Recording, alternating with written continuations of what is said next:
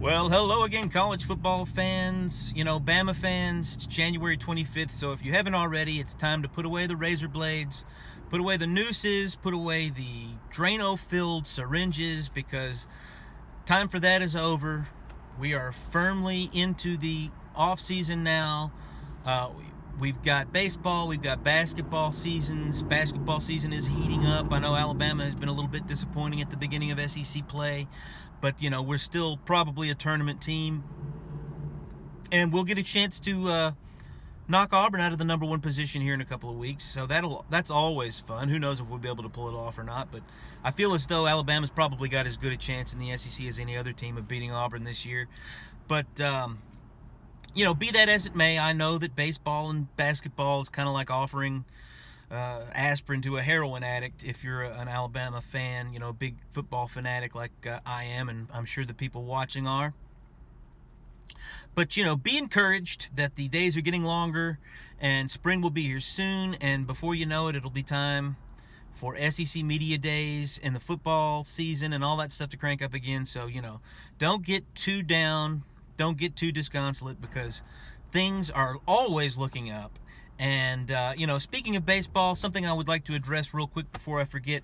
I noticed that a lot of people are linking this Georgia National Championship with the Atlanta World Series Championship that they got earlier, just because that happened in the same season and came right on the heels of that. And, I know that it's in the same state and everything, but the Atlanta Braves belong to the entire South, okay? It's the only Major League Baseball franchise anywhere near any southern state, so I don't want to hear any more about this Georgia-Atlanta Braves link-up. If you go to Truist Park on college football night, you can get an Alabama Braves hat, you can get an Auburn Braves hat, you can get a Georgia Tech Braves hat. It's not just a Georgia-Atlanta thing. I understand why people made the link because it's in the same state and all that, but it's ridiculous.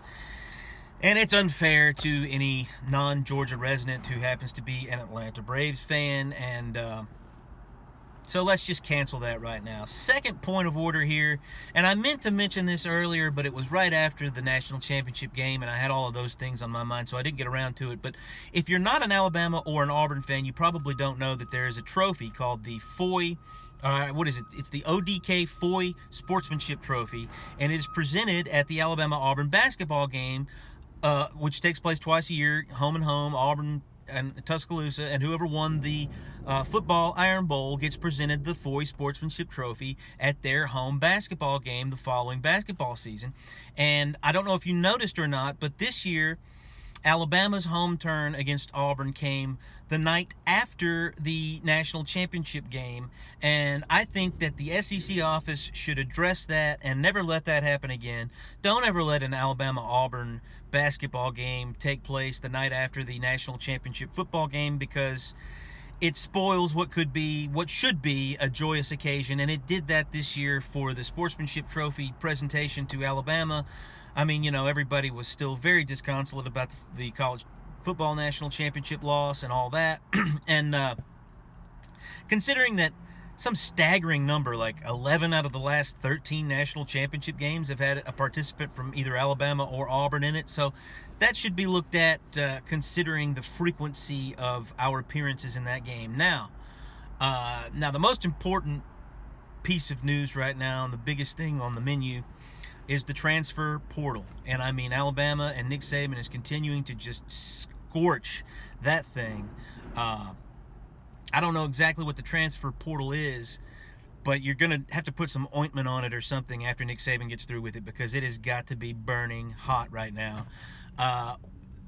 Obviously, the big blockbuster one that happened recently is Jermaine Burton coming out of Georgia, and I'll talk about that more in a second. But first, I just want to say that any sort of questions, any sort of shallow positions that we might be worried about going into next season has already been addressed. I'm not going to say that they've been answered, but they've certainly been addressed by the transfer portal already. I mean, the biggest worries were obviously with the running back injury situation that we had this year, and knowing that we're going to lose Brian Robinson and be very young at that position. Getting a guy like Jahmyr Gibbs out of Georgia Tech, huge boost to that position. Obviously, before him we got Eli Ricks, which cornerback was going to be another question mark, and pretty much was already this season. I mean, it was one of the weaker units on the defense and was projected to continue to be that way moving forward. And then we got probably the best cornerback in the country coming to shore that up. And then, like I just mentioned in the video that I did previous to this one, my biggest concern going into next season was the wide receiver room. And boom, we get Georgia's, potentially their best receiver coming back next year, which not only shores up our receiver room, but it hurts our biggest competitor right now for championships in the SEC and the national championship, obviously, Georgia. So if you can help yourself and hurt your biggest competitor right now, I mean, come on.